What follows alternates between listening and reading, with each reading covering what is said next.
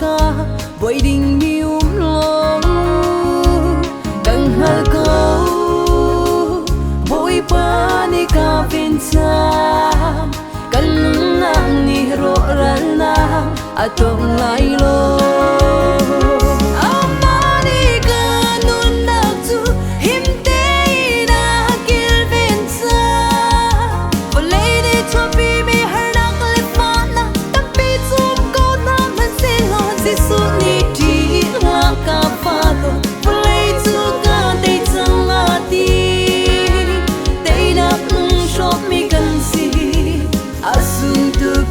Sudot na sumloy tuke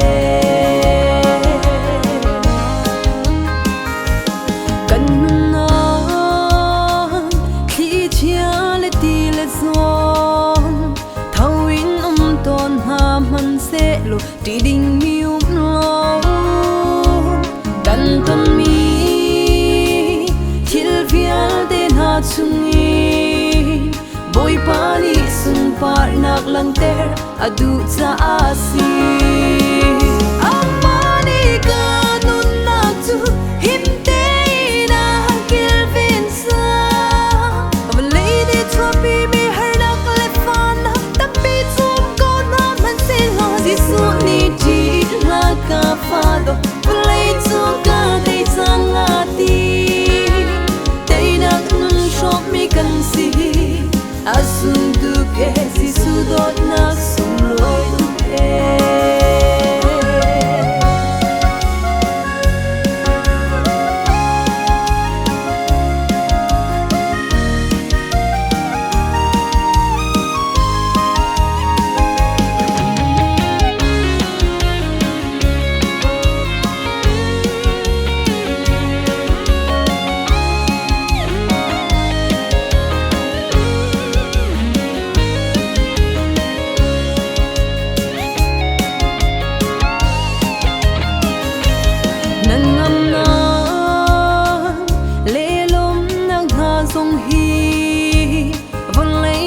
kan hu mi le mi an si lo sin man se lo boy pa he nung mi chu du tin lo na ko le ya sin min nan ye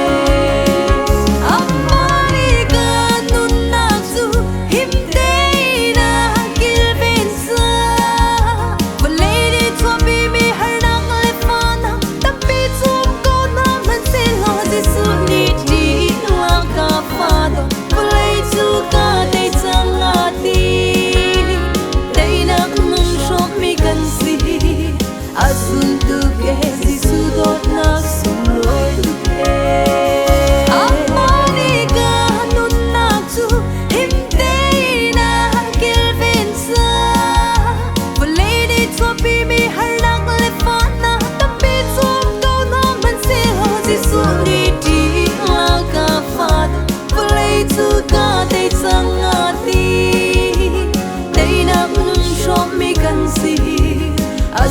tu ke sudot na sumloy tuke